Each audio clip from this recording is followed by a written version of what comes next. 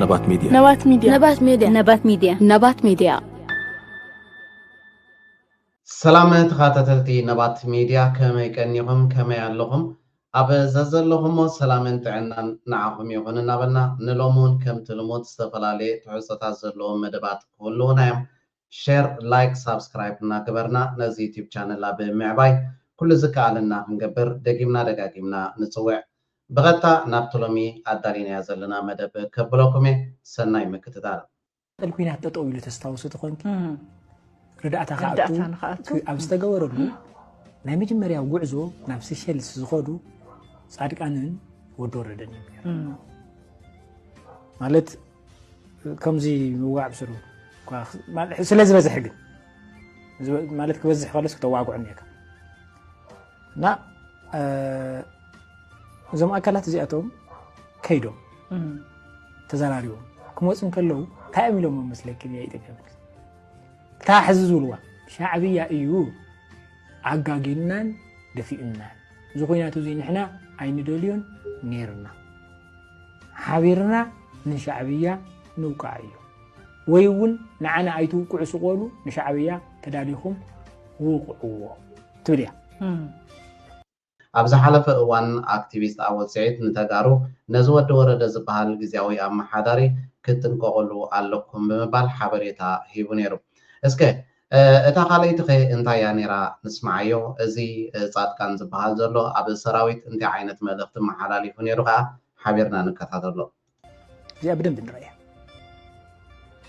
زي منقس إثيوبيا قلبيا كم زلتا صادقان تقبلوا كم زلتا مصيبون امينو وميوزي قصيلو ناي ورحت سلطانا نيو زي ما نمون سلس فلطه سراويت بلان غيرو متكعتي ناب إيرترا كفتس بلانجيو مدلاو ميرو ناي تقرأ وين مغنياتهم ناي إثيوبيا سراويت أيوة معنا أو تحتي زنورو تقادلتي حتى أمتانيرو وا مش إيرترا من واقع إثيوبيا توقع عنا خيلو موس أي مش إثيوبيا تزراري معينا هيولو ميرو وزي ناي نزاد كان بروجيكت ميرو يخون سكي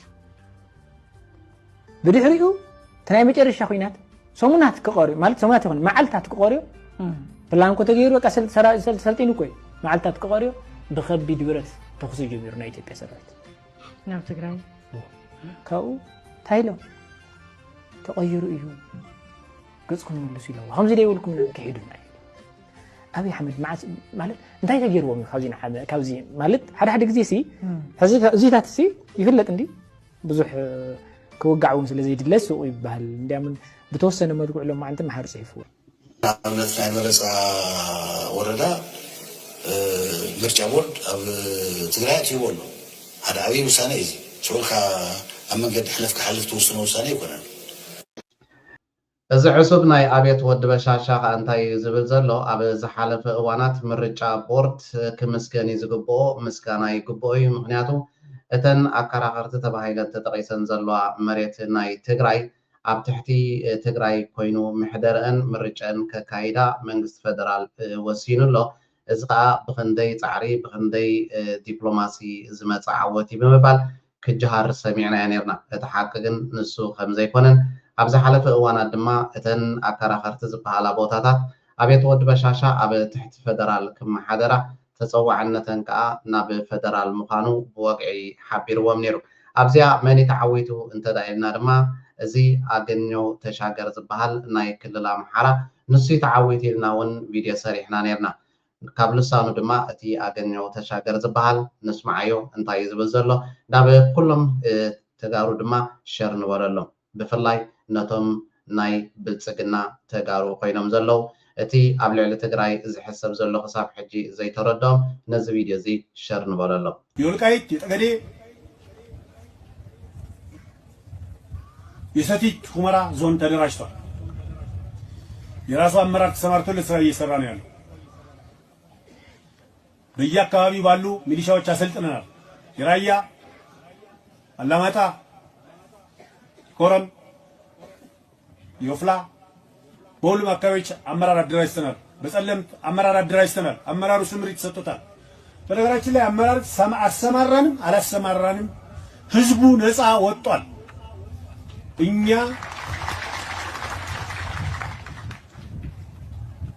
ስለፈቀድንለት ሳይሆን ህዝቡ ከዚህ በኋላ ነፃ ወጥቷል። ወደ ባርነት አይመለስም። የመታወቁ ይቻል አለበት። አጀንዳው የተዘጋ አጀንዳ ስለሆነ ይሄን ጉዳይ በአግባቡ ማየት በጣም መሰረታዊ ነው። ስለሆነም በአካባቢው የሰብአዊ ልማት ስራ የሚሰራ በአካባቢ አስተዳደር ስራ የሚሰራ በአካባቢው የመልካም አስተዳደር ስራ የሚሰራ አደራጅተናል። ከዛ ውጭ ያለው ነገር የህዝቡ ጉዳይ ነው። ከዛ ውጭ ያለው ጉዳይ ህዝቡ ነው የሚወስነው፣ ህዝቡ ነው የሚጨርሰው። ይህን ጉዳይ በተመለከተ መሬት ላይ ምን እንዳለ አለቆቻችን መሪዎቻችን መጣው እንዲያው ያርገናል። ከዚህ በኋላ የህዝቡ ጉዳይ ነው። ላለፉት 40 ዓመታት ታግሏል። የታገለለት ዓላማ ተሳክቷል። ነፃነቱን አረጋግጧል። ነፃነቱን ጠብቆ የመቆየት ያለ መቆየት ጉዳይ የራስ ጉዳይ ሊሆን ይችላል። ህግና ስርዓትን ተከትሎ ህዝቡ ከተፈናቀለው መንደሩ ወደ ቤቱ መመለስ አለበት። የተፈናቀለው ወልቃይቴ ወደ ቤቱ መምጣት አለበት። የተፈናቀላችሁ በተለያየ ሀገር፣ በውጭ ሀገር፣ በሱዳን በሌላ ቦታ የምትኖሩ አሁን ሀገራችሁ ነፃ ወጣልና ኑ ሀገራችሁን ግቡ። ይሄን ነው ጥሪ ማስተላለፍ ፈልገው። እዚቲ አገኘው ተሻገር ዝበሃል እዩ ከምዚ ክንሰምዖ ዝፀናሕና ንሕና ብሕጋዊ መንገዲ ምስ ፌደራል ተረዳዲና እዚ ናይ ወልቃይት ፀለምቲ ራያ ዝበሃል ጉዳይ ፋይል ተዓፅዩ ብሕጋዊ መንገዲ ከዓ ኣብ ትሕቲ ክልል ኣምሓራ ክኸውን ተወሲኑ እዩ። ካብ ሕጂ ንሕና ብናህና ወገን ወዲና ኢና እቲ ዝተርፍ ህዝቢ ባዕሉ ንመሰሉ ወይ ድማ ንመሬቱ ክቃለስን ክሕሉን ክኽእል ኣለዎ። ብሙሉእኩም ኣብኡ ዝነበርኩም ህዝቢ ተፈናቂልኩም ዘለኹም ካብ ደገ ኾኑ ኣብ ሱዳን ዘለኹም ኣብ ዝተፈላለየ ክፋላት ናይ ኢትዮጵያ ዘለኹም ከዓ ንዑ ሃገርኩም ነፃ ወፅያ ሓራ ኮይና ናብ መሬትኩም ተመለሱ ብምባል ኣብ መጠረሻ ከም ዝትርእይዎም ዘለኹም ነዞም ዕሱባት ናይ ኣብዮት በሻሻ ዝኾኑ ተጋሩ ከም መዓል ጻድቃንን ጌታቸው ረዳን ዝበሃሉ ዓብይ መርዲ ኣርዲእዎም። ስለዚ ንሶም ንህዝቢ ትግራይ ከታልሉን ከዳናግሩን ከለው በዓልዚ ኣገኘው ተሻገር ከዓ እቲ ስራሕ ሰሪሖም ብሕጋዊ መንገዲ መሬት ትግራይ ናብ ክልል ኣምሓራ ከም ዝኸይድ ገይሮም። እዚኣ ኩልኩም ተጋሩ ክትፈልጡ ክትክእሉ ኣለኩም።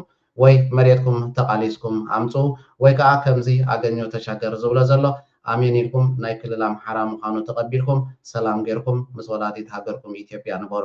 እሱ ተሓቂ ንሓቂ ሸፋፊንኩም 24 ሰዓት ኤርትራ እናበልኩም ምዝራብ ወይ ድማ ኣንጻር ኤርትራ ጎስጓሳት ምክያድ ፍኸራታት ምግባር ኣቋርፅዎ። ኣብ ዝሓለፈ እዋናት ድማ ገለ ዕሱባት ናይ ብልፅግና ዝኾኑ ተጋሩ ወይ ድማ ፖለቲካዊ ፓርቲታት እውን ከይተረፉ ኣንጻር ረብሓ ህዝቢ ትግራይ ዝሰርሑ ዝነበሩ ሕጂ እቲ መርድእ ምስ ተነግሮም ተመሊሶም ኣብ ጎኒ ህዝቢ ትግራይና ምስ ህዝቢ ትግራይ ኣለና እዚ ፌደራል ዝገብሮ ዘሎ ክንቃወሞ ኢና እናበሉ ብዙሓት ይዛረቡ ኣለው። ከምኡውን ሰራዊት ናይ ትግራይ ድማ በዚ ሓሪኖም መግለፂታት የውፅኡ ኣለው። ነዝን ካልእን ዝምልከት ቪድዮታት እውን ኣለና ናባኹም ከነብሎ ኢና ንስማዕ እዮም። ሚዚ ደወል እዚ ስርዓት ብልፅግና ንማዓንተ ውፅእዎ ዘሎ መግለፂ ብሓፂሩ ጀኖሳይዳዊ ኩናት እዩ። ተፈጥራዊ ግብረ መልሲ ክንህብ ግዴታ እዩ። አንጻር ቀዳማይ ፀላእ ዝሕገዘካ ኩሉ ፈታዊ ይኸውን ማለት እዩ። ሕጂ ብፍላይ ኣብቲ ሰራዊት ሰላም ተባሂሉ ዝፅዋዕ ዘለዎ ዓፋር ዘለዎ እጥቃት ደጋጊሞም ክሓስቡ ኣለዎ። ደጋጊሞም ክሓስቡ ኣለዎ። ናይ ኢትዮጵያ ጭራራ ይኮኑ ፋኖን ሻዕብያን እንታይ ገብሩ ኣለዎ? እዚ ፀረ ሰብ ዝኾነ ፅናት ስርዓት ሓቢሮም ከጥፍዎ ኣለዎ። ከየጥፈና ክነጥፍኦ ዘለና ዝግበአና ስርዓት እዩ። ዝዛረቡ ዘለኹ ግልፂ ክኸውን ይኣምን ዝኾነ ሰብ ማለት እዩ። ልዕሊ 400,000 ሰራዊት ኢትዮጵያ ትግራይ ካይውላ ዘሎ ሰዓት እዩ እዚ መግለፂ ዝወፅ ዘሎ። እዚ ፀላእ እዚ ቀዳማይ ፀላእ እንታይ ገበርና ካሊእ ፀላእ ክንገብር ኣይንኽእልን። ጀነራል ጻድቃን ይንገር ነይሩ ተመዛበልቲ ናይ ምምላስ ጉዳይ ናይ ፌደራል መንግስቲ ፀገም ኣይኮነን ይበሃል ነይሩ። ናይ መንዳይ ኣብ ውሽጢ ትግራይ ሕማቕ ስርዓት ኣሎ። ንሱ ብትግርኛ ኢና ንቃለሱ ተጋሩ ኮይና ኢኻ ንቃለሱ ኣላርም እዩ ደወል እዚ ብዙይ ዘይልብሙ እንተደኣ ኮይኖም ግን ትግራዋይ ክውግን ዝውግን ከዓ ንትግራዋይነትን ንትግራይን ዝውግን ናይ ብልፅግና ዝበሃል ግዝኣት ኣብ ኢትዮጵያ የለን፣ ኣብ ፕሪቶሪያ የለን፣ ኣብ ሕገ መንግስቲ እውን ይነበርን የለን። ምስ ዝጥዕሞ ትግራዋይ ብሕጂ ምስ ዝጥዕሞን ምስ ዝምእሞን ተላፊኑ ክሰርሕ ከም ዘለዎ ግልፂ ገይርዎ ኣሎ ማለት እዩ። ህዝቢ ትግራይ ብናይ ባዕሉ መንገዲ ንረብሑ ንህላው ኢሉ ተቃሊሱ ሕዚ እውን ንሱ ክደግም ክገብሮ እዩ። ብጣዕሚ ቀሊል ነገር ከዓ እዩ። ንቲዲኤፍ ስንቂ ከይቀርቦ ንቲዲኤፍ ክብተን ከም ዘለዎ ገይሮም ፕሮፓጋንዳ ዝሰርሑ ኣካላት ኣሎ። እዚ ነውሪ እዩ። ፕሪቶሪያ ፈሪሱ ናብ መሳርሕነት ፅንተት ኣስተጋጊርዎ እዩ ስርዓት ብልፅግና ሰላሓታዊ ፅንተት ንኽፍፅም ዓቕሚ ፀላእ ኮይኖም ከይመፁ ኣሕዋትና ኢና ንልምን ዘለና ኢና ነምህር ዘለና ዝኾነ ምክንያት ክህልወካ ይኽእል ትግራዋይ ንኽፀንት ዝኾነ ምክንያት የለን ምስ ህፅናት ንኽሰለፉን ዝኾነ ምክንያት የብልካ ማንም ሰብ ትኾነ ማለት ኣብ ደንበ ብልፅግና ኣትዮም ዘሎ ኣሕዋቱ ብርግፀኝነት ገሊኦም ድሕሪ ተወሰነ ግዜ ዝናስሖም ይመስለኒ ልዕሊ ኩሉ ከዓ ተጋሩ ናብ ሓደ ክመፅእ ንክእለና ናብ ሓደ ዘምፅእ ስርዓት ስለ ዘሎ ኣይኮነን ናብ ሓደ ንመፅእ ተጋሩ ስለ ዝኾና እዩ ትግራዋይ እውን ዝኾነ ኣካል ድሕሪ እዚ ፀላእ እውን ከብዝሕ ኣይግባእን ፀላእ እውን ቅንስ ኣሎ ትኩረትና አንፃር ቀዳማይ ፀላእ ኮይኑ ከም በዓል እዚ ዝኣመሰሉ ፖለቲከኛታት ኢና ባህልቲ እቲ ሓቂ ሕጂ መርድእ ምስ ተነግሩ እዩ ዝርድኦም ዘሎ ቅድሚ ሕጂ መውፅእ ኣፎም ዝነበረ ሻዕብያ ጥራይ እዩ ኣብ ዝመፅዎ ኢንተርቪው ኣብ ዝገበርዎ መግለፂታት ኩሉ ግዜ ሻዕብያ ክብሉ ጥራዮም ኣፅሚሞምና ነይሮም ሕጂ ግን ብዘይወላውል መንገዲ ኣብ ቤት ወዲ በሻሻ እዚ ኣከራኻሪ ዝበሃል ቦታታት ናይ ትግራይ ኣብ ትሕቲ ፌደራል ኣትዩ ኢሉ ምስ ርድኦም ኣገኘው ተሻገር እውን ባዕሉ እዚ ፋይል እዚ ተዓፅዩ ምስ በሎም ፀርፀር እናበሉ ክዛረቡ ንሰምዖም ኣለና ድሕሪ ማይ ናብ በዓልቲ ትርጉም የብሉን እንድዩ ግን ሕጂ ወንድሓን ግዜ ኣለኩም ነቲ ሓቂ እንኳዕ ፈለጥኩሞ እንኳዕ ተረዳእኩም ንህዝብኩምን ሃገርኩምን ከዓ ስርሑ ክንብል ኢና ንደሊ ካብ ከልቢ ዝፈልዮ ኣእምርኡ ኣመዛዚኑ ክሓስብ ክኢሉ ፅቡቕን ሕማቕን ፈልዩ ክኸድ ስለ ዝኽእል እዩ ከልቢ ከምኡ ዓይነት ተኽእሎ የብሉን ናይ ከልቢ ኣእምሮ ከብዲ እዩ ዘይምዕዳል ኮይኑ ግን ኣብ ዝኾነ ኮሚኒስታዊ ስርዓት ዝወቐለን ዝኸደረን ካድረ ዝኾነ ሰብ ናይ ሂማን ባህሪ ናይ ሰብ ባህሪ ገዲፉ ናይ ከልቢ ባህሪ እዩ ዝሕዝ ከልቢ ከዓ ሓሳቢኡን ቀላቢኡን እዩ ዝኩሉ ዕብይኻዮ ካባኻ ብላዕሊ ጥዑይ ምግዝዎን ዝሕሕዎን ሰብ እንተረኺቡ ንዓኻ ገዲፉ እዩ ናብኡ ዝኸይድ ንዓኻ ነኺሱ እዩ ነቲ ድሓር ዝሃቦ ዝቐለቦ ሰብ ዝኸድ ማለት እዩ ስለዚ ናይ ኮሚኒዝም ባህሪ እዩ ከም ከልቢ ጎይታ እንዳቀያየሩ ዝነብሩ ሰባት እዩ ዘፍሪ ናይ ባሓቂ ነዞም ዕሱባት ናይ ብልፅግና ተጋሩ ኣብ ትሕቲ ኣብየት ወዲ በሻሻ ብከብዶም ዝግዝኡን ዝመሓደሩን ዘለው ኣንፃር ጥፋት ህዝቢ ትግራይን መሬት ትግራይን ዝሰርሑ ዘለው እቲ ዝግባእ መልሲ ናቶም ይሂብዎም ኣኽላባት ብከብዶም ዝሓስቡ ኣኽላባት ኢልዎም ኣሎ ልክዕ ኣኽላባት እዮም ብከብዶም ዝሓስቡ ካልእ ብዛዕባ ናይ ሰራዊት ትግራይ እንተዳርኢና ድማ ገለ ክፍለ ሰራዊታት ናይ ትግራይ መግለፂታት የውፅኡ ኣለው ንስማዓዮ ኣርሚ 31 ኣብዚ ከባቢ ወረዳ ኦፍላን ወረዳ ኮረም ከባቢ ናይ ራያ መሬትና ዘለና ብዘጋጣሚ ትማሊ ምርጫ ቦርድ ኢትዮጵያ ዘውፅኦ መግለፂ ኣሎ ብጣዕሚ ኢና ንኹንኖ ንኹናን ጥራሕ ዘይኮነስ ብጣዕሚ ኢና ክንቃለሶ ከም ኣርሚ 31 ምክንያቱም መሬትና ርስና ትሕዝነሉ ምዕላን መሬት ካብ ምርጫ ቦርድ መረፃ ውጭ ኸውን ወይ ከዓ ናይ ተጋሩ ማንነት ምዃን ተረሲዑ መሬት ምዃን ተረሲዑ ብሽርሒ ፖለቲካ 4 ኪሎ መሬትናን ህዝብናን ክምንዛዕ ኣይነፍቅድን ከም 31 ሕዚ እውን ዝተወሰነ ምርጫ ቦርድ ባስቸኳይ እርምቲ ኣብ 24 ወይ ከዓ 2 ሰዓት እርምቲ ገይሩ ንህዝቢ ትግራይ ይፋ ተዘገይሩ ከም ሰራዊት ወይ ከዓ ከም ኣሃዱ ኣርሚ 31 ሰላሊዓ ዘይንቕበሎ ምዃንና ላፍለጥና ሕዚ እውን ምንቲ ህዝቢ ናወፅና ምንቲ ዓዲ ምንቲ መሬትና ትቁረስ መሬት የላን ከም ኣርምና ኣይነፍቅድን ከም ህዝቢ ትግራይ እውን እዚ ኣይፍቅድን ከም መንግስቲ ትግራይ እውን ንዚ ኣይፍቅድን ስለዚ ሕዚ እውን ንሕና ንቃለስ ንማንነትና ንመሬትና ለዓድና ስለ ዝኾነ ዝተወሰነ ውሳኔ ኣብ 4 ኪሎ ተወሲኑ ዝመፀልና ውሳኔ ፍጹም ኣይንቕበልን መሬትና ድንበርና ንፈልጥና ዋና መቃለስና ከዓ ላዕላውን ግዛኣትና ንምርጋፅ እዩ ላዕላዊ ግዛኣትና ምርጫ ሰበብ ግን ክቆረሰና ቁርማና ይደልን ኣይነፍቅድን ከም እንዳ 31 ኣርሚ 31 ሰላሊዓ ነዚ ውሳኔ እዚ ኣይንቕበለን ኣኺርና ከዓ ንኹንኖ ማለት እዩ ሓደ ኣብዚ ክትርድእዎ ዘለኩም ብፍላይ ሰራዊት ትግራይን ህዝቢ ትግራይን ኣብ መግለፂ ናይ ኣብየት ወዲ በሻሻ ክትኣምኑን ክትምርኮሱን የብልኩምን ሓንሳብ እቲ መርድእ ነጊርኩም እዩ ናይ ትግራይ መሬት ዝበሃል ነገር የለን ኢሉ ድማ ብወግዒ ኣፍሊጥኩም እዩ እቲ ሓንቲ ክትገብርዋ እትኽእሉ ኣብዚ ሰዓት እዚ ብኸመይ መንገዲ ምስ መን ተሓባቢርኩም እንታይ ትሰርሑ ከመይ ጌርኩም ድማ መሬትኩም ትመልሱ ንህዝቢ ትግራይ ከመይ ጌርኩም ናብቲ ዝነበሮ ቦትኡ ትመልስዎ ነዚ ጥራይኩም ክትሰርሑ ክትክእሉ ዘለኩም እዚ መግለፂ ሃበና መረጋገፂ ሃበና ፌርማ ጌርካ ስለደልና ዝበሃል ዘረባ ግን ንዓኹም ኣይጠቕመኩምን እዩ ከምኡ ዝበሃል ከዓ ኣይሰርሕን እዩ ወረቐት እንተደልይኹም ከዓ ኣብ ውሽጢ 24 ሰዓት ዘይኮነ ኣብ ውሽጢ 2 ሰዓት እውን ተጋጊየ ኢሉ ክፅሕፈልኩም ይኽእል እዩ ትርጉም ዘለዎ ኣይኮነን እዚ እቲ ክትገብርዎ እትኽእሉ ጥራይኹም ክትገብሩ ዝግባኣኩም ምስ መን እንታይ ትሰርሑ ኣበይ እንታይ ትገብሩ ከዓ ንዓኹም ጥራይ ዝምልከት 100 ኪሎ ሜትር ወጥተህ አዲስ አበባ ሌሎች አካባቢ ድረስ ማትመለስ ከሆነ ምንድነው እሱ አገር መንግስትስ እየመራ ነው ወይ?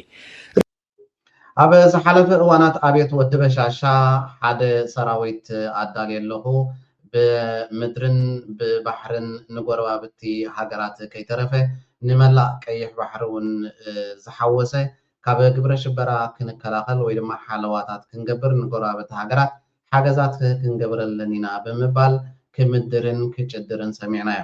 እንተኾነ ግን እዞም ትሪእዎም ዘለኹም ኢትዮጵያውያን ፖለቲከኛታት ኣብዚ ሰዓት እዚ ካብ ኣዲስ ኣበባ ክሳብ 100 ኪሎ ሜትር ርሕቀት ዘሎ ቦታታት ብሰላም እኬትካ ብሰላም ክትምለስ ኣይትኽእልን ኢኻ። ስለዚ እዛ ፈርካሽ ኢትዮጵያ መንግስቲ ከም ዘይብላን ስርዓት ከም ዘይብላን ፀጥታኣ ውሑስ ከም ዘይኮነን ይነግር ኣሎ። የኢትዮጵያ መንግስት አሁን አገር አንድ አድርጎ እየመራ ነው። እውነት እንነጋገር ከተባለ አማራ ክልል ስንሄድ አብዛኛው የገጠር ወረዳዎች በፋኖ እጅ ነው ያሉት። እውነት ነው መነጋገር አለ ያለብን እዚህ መድረክ ላይ ኣብዚ ኸ እንታይ ኣሚኖም ኣሎ ማለት እዩ። ኣብዚ ሰዓት እዚ እቲ ሓቂ ክንዛረብ እንተደኣ ኮይና ናብ ኣምሓራ ክልል እንተደኣ ኮይና ብምሉኡ እቲ 3/4 ከባቢታት ናይ ክልል ኣምሓራ ኣብ ትሕቲ ቁፅፅር ፋኖ እምበር ኣብ ትሕቲ ቁፅፅር ናይ ኣብየት ወዲ በሻሻ ከም ዘየለ በፋኖ እጅ ነው ያሉት። ኦሮሚያ ምን ስንሄድ በሸኔ እጅ ነው ያሉት። ኦሮሚያ እንድሕር ኮይትካ እውን ብተመሳሳሊ መልክዕ ኣብየት ወዲ በሻሻ ዘመሓድሮ ቦታታት ውሕድ እዩ። ትግራይ መቀሌ ህወሓት ናት። ያው ህወሓት ታግዳ እንኳን ከምርጫ ቦርድ ያን ማስፈጸም አልቻለም። መንግስት በጉልበቷ ራሷን ፓርቲ አድርጋ ቁማ ያው ምርጫ ይደረጋትን ያለች ትፎክራለችና እነኚህ ጉዳዮች ስናይ ኢትዮጵያ ውስጥ ያለው የሰላም ጉዳይ ኣብ ትግራይ እውን እንተኾነ ዝኾነ ነገር ክገብር ኣይክእልን እዩ። ትግራይ ሓይሊ ኣዳልዮም ምርጫ ኣይንገብር ኢና ክብሉ ይኽእሉ። ዝኾነ ትእዛዛት ካብ ኣብየት ወዲ በሻሻ ክቕበሉ ከም ዘይክእሉ እውን ንሪኦም ኣለና። ስለዚ ብሓፈሹ እንታይና ንብል ዘለና ባዕሎም ኢትዮጵያውያን እውን እንተኾነ ኣብ ኢትዮጵያ ኣብዚ ሰዓት እዚ መንግስቲ ከም ዘየለ ስርዓት ከም ዘየለ ምስክርነቶም ይህቡ ኣለዉ። ገለ ካብ ርእይቶታት ናይ ህዝቢ ናይ ኢትዮጵያ ኣብ አዲስ አበባ እንተርኢና ድማ ነዚ ስዕብ ይመስል። በእውነት አዲስ አበባ ተወጥራለች። ሰው ህዝቡ ተቆጣጣሪ አጥቶታል። እየተጨነቀ ነው ያለ፣ እየተራበ ነው ያለ፣ ስቃይ ውስጥ ነው ያለ። ህዝቢ ኣብ ስቃይን ሓሳረ መከራን ዘሎ ኣብ ኢትዮጵያ ብጣዕሚ ኣብ ሕማቅ ኩነታት ኢና ዘለና እዮም ዝብሉ ዘለው እዞም ትሪእዎም ዘለኹም አቦ። እኚህ አባት በአዲስ አበባ ከተማ የሚኖሩ ናቸው። ረሃቡ፣ ጥማቱ፣ ርዛቱ በአዲስ አበባ እንደተባባሰ ይገልጻሉ። የሚቆጣጠር ሰው ጠፍቶ ህዝብ እየተራበ ነው ሲሉ አባታችን በምሬትና በሐዘን ውስጥ እንዲሁም በቁጭት መልክ ይናገራሉ። እኚህ አባት በሁሉም ነገር ተስፋ ቆርጠዋል። የትኛውም ኃይል ከዚህ ከኢትዮጵያ አስቸጋሪ ሁኔታ የሚያወጣ ያለ አይመስላቸውም። ፈጣሪ ላይ ብቻ ተስፋቸውን ሰንቀዋል። ፈጣሪ ጣልቃ ገብቶ መፍትሄ አምጣልን እንጂ የሚታደገን ከችግር ከረሃብ የሚያወጣን አካል የለም ሲሉ በአሳዛኝ ሁኔታ ይናገራሉ። እንደዚህ አይነት አሳዛኝ ታሪኮች በየቀኑ ከተለያዩ ኢትዮጵያውያን የሚሰሙ አሳዛኝ እውነታዎች ናቸው። የኑሮ ውድነት ያው እናንተም እንደምታውቁ በጣም አስቸጋሪ ነው። ከእጅ ወደ አፍ ሆነዋል። እዚ ናይ ናብራ ኩነታት ኣብ አዲስ አበባ ካብ ዝተጸበናዮ ንላዕሊዩ ካብ ኢድ ናብ ኣፍ ጥራይቲ መንብሮ ዘሎ ይብል ዘሎ እዚ ወላዲ አሁን ልጆቻችን ሜዳ ላይ አውጥተን ለመጣል ትንሽ ነው የቀረ። ሕጂ ኣብ እዚ ሰዓት እዚ ድማ ደቅና እውን ከይተረፈ ንደገ ክነውፅኦም ቁሩብ እዩ ተሪፍና ዘሎ ንገብሮ ነገር የብልናን ብጣዕሚ ሕማቅ ኣለና እናበሉ እዮም ዝገልጹ ዘለዉ እዞም ወላዲ። እቶም ገለገለ ባሃማት ግን እቲ ኢትዮጵያ ማዕቢላ ወይ ድማ እዚ ኢማራት ዓረብ ዝሰርሓቶ ብልጭልጭ ካብ 1 ኪሎ ሜትር ዘይሓልፍ ንዕኡ ሪኢኹም ኢትዮጵያ ማዕቢላ ኢትዮጵያ ሰማይ ጠቀስ ህንፃታት ሰሪሓ እናበልኩም ትዛረቡ ወልሓንቲ ኣፍልጦ ዘይብልኩም እዚ ፈላሶ እዚ ወይ ድማ እዚ ህንፃ እዚ እዚ ዘብለጭልጭ ነገር ነቲ ህዝቢ እንጌራን ማይን ኣይኮነን እዩ። እዚ ናይ ጥሜት ጥራይ ክኣክል ኣብ አዲስ አበባ ዘሎ ኩነታት እንተርኢና ድማ እዞም ናይ ፀጥታ ሓይልታት ዝበሃሉ ናይ ኣብየት ወዲ በሻሻ ንህዝቢ ኣብ ዝረኸብዎ ጎደናታት ገለ ግቦ ዘይሃብኩም ገለ ድማ ሕግታት ጥሒስኩም እናበሉ በተደጋጋሚ ኣብዚ ማሕበራዊ ሚድያ ከወጥቅጥዎም ክጭፍጭፍዎም ኢና ንርኢ ዘለና። ሓደ ካብኡ ነዛ ትስዕብ ቪድዮ ናባኹም ከነብላ። እንደዚህ መቀጠቀጠው ግለሰብ ሚስትና ልጆች ይኖሩት ይሁን ሚስቱ ምናልባት ወይም ልጁ ይሄን ቪዲዮ ሲመለከቱ ምን ይሆን የሚሰማቸው? እባካችሁ ይሄን ቪዲዮ ይሄ ነገር መቆም ስላለበት ሁላችሁም ኮፒ ሊንክና ሪፖስት እያደረጋችሁ ስለነዚህ ግለሰቦች ጭካኔ ሁላችሁም ሐሳብ አስተያየታችሁን እንድጽፉ ፈልጋለሁ። በጣም እንደዚህ አይነት ድርጊቶች እየተበራከቱ ስለመጡ እንደነዚህ አይነት ግለሰቦች መቀጣት ስላለባቸው ጥሩና መልካም የሚሰሩ ግለሰቦችን እያስነቀፉ ነውና እባካችሁ እንደነዚህ አይነት ግለሰቦች በቁጥጥር ስር ውለው አስፈላጊውን ቅጣት መቀጣት ስላለባቸው ህግን ሽፋን ስለሚያደርጉ ስለነዚህ ግለሰቦች እናንተ ምን ትላላችሁ? ሁላችሁም ሐሳባችሁን ኮሜንት ላይ እንድታጋሩኝ ይፈልጋለሁ። ምናልባት የህግ ልብስን ሳትለብስ እንደዚህ ብትቀጠቅጠው ይህ ግለሰብ ምን እንደሚያደርግ ታውቆ ይሆናል። ግን በዚህ መልኩ ህግ ልብስን ስለለበስ የህግን ልብስ ተገና አድርገ በዚያ መልኩ ግለሰብን መቀጥቀጥ ወይም ግለሰብ ላይ አላስፈላጊ ሰብአዊ መብት መጣስ አስፈላጊ አይደለም። እዚ ዋናዊ ኩነታት ኣብ ኢትዮጵያ ዘሎ እዩ። ህዝቢ ብጥሜት ይሳቀ መነባብሮ ከቢድዎ ዓቅሉ ፀቢብዎ ከምኡውን በዞም ናይ ኣብየተ ወዲ በሻሻ ሰራዊት ይቅጥቀጥን ይጭፍጨፍን እዩ ዘሎ። ነዚ ብምልኡ ኣብ ሓደ እክብ ኣቢሉ ማለት እዩ ሓደ ኢትዮጵያዊ መንእሰይ በጃኹም መሓሩና ሰላም ኢና ንደሊ በጃኹም መሓሩና ክንነብር ኢና ንደሊ በጃኹም ካብ ኩናትን ቆረ ኩናትን ኣርሕቁና ክንዓብን ክንምዕብልን ኢና ንደሊ እናበለ ናይ ልመና መልእክቲ እየ ዘመሓላለፍ ዘለኹ ኢሉ ኣብ ማሕበራዊ ሚድያ ሸር ዝበሎ ንሕና እውን ተቐቢልና ሸር ክንብሎ መታን ንስማዕ እዮ። ቪዲዮ ልመና ነው። በቃ ተውን፣ ጠመንጃ አትስጡን፣ ተኩሱ አትበሉን። በቃ ተውን። እኛ ጀግና መሆን አንፈልግም። በቃ ፈሪዎች ነን ያልነው የምራችንን ነው። በቃ ፈሪ ነን። በቃ አንችልም። ተውን። እናቶቻችን በቃ ያልቅሱ። ስንት ሰው ሞተ እኮ በቃ ይበቃል። ያለነው ደግሞ እንኖር። በቃ ተስፋችንን አትግደሉብን። ቤተሰቦቻችንን ሀገራችንን በቃ አትግደሉብን። በቃ እንደግ፣ እንለወጥ፣ እናግባ፣ እንዳር። ተውን በእናታችሁ። አንችልም። አልገባችሁም መሰለኝ። በቃ ጥይቱ ይገላል፣ ሲተኮስ ይማታል፣ ይገላል። ስገሉኝ እኔም ብቻ የለም የምገሉኝ፣ እናቴንም ጭምር ነው፣ ቤተሰቤን ጭምር ነው፣ የወደፊት ልጆቼን ጭምር ነው፣ ትዳሬን ጭምር ነው፣ ሚስቴን ጭምር ነው፣ ሀገሬን ጭምር ነው፣ ተስፋዬን ጭምር ነው።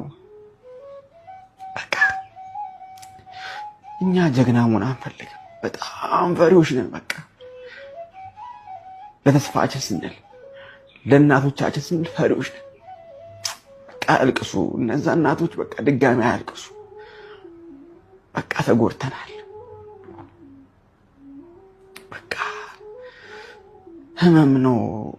እንዴት ነው የምናስረዳችሁ? በቃ አንችልም። በቃ አንችልም። በማርያም በቃ ተው።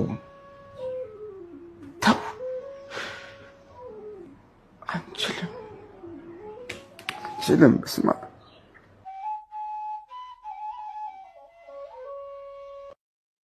እዚ መልእክቲ እዚ መልእክቲ ብዙሓት ኢትዮጵያውያን መንእሰያት እዩ። በጃኹም ግደፉ ኣይተቃተሉና፣ ብረት ሂብኩም ተቃተሉ ይትበሉና፣ ነንሕድሕድና ክንጣፋ ኣይትግበሩ፣ ኣቦታትናን ኣዴታትናን ኣይትቕተሉ፣ ኣሕዋትና ኣይትቕተሉ፣ መፃኢና ኣይተፀልምቱ፣ መፃኢ ደቅና እውን ኣይተፀልምቱ፣ እንታይና ጌርናኩም ንክንነብር መሓሩና፣ ሰላም ሃቡና እናበለ እዚ መንእሰይ እዚ ዝምሕፀንን ዘላቦን ዘሎ። ምክንያቱ ኣብ ኢትዮጵያ ዝኸይድ ዘሎ ኣካይዳ ስለ ዝተረድኦ ከምዚኦም ዝኣመሰሉ ንቑሓትን በላሕትን መንእሰያት ነታ ኢትዮጵያ ትበሃል ናበይ ገፃ ትኸይድ ከም ዘላ የንብብዋ ስለ ዘለው እዮም ነዚ መልእክቲ እዚ ዘመሓላልፉ ዘለው። ብዝተረፈ ንሎሚ ኣዳሊናያ ዝነበርና መደባት ነዚ ዝተኸታተልኩሞ ይመስል ነይሩ። ኣብ ቀፃሊ ብካልእ ፍልይ ዝበለ መደብ ክሳብ እንራኸብ ድማ ኣብዘ ዘለኹሞ ሰላምን ጥዕናን ንዓኹም ይኹን። ነባት ሚድያ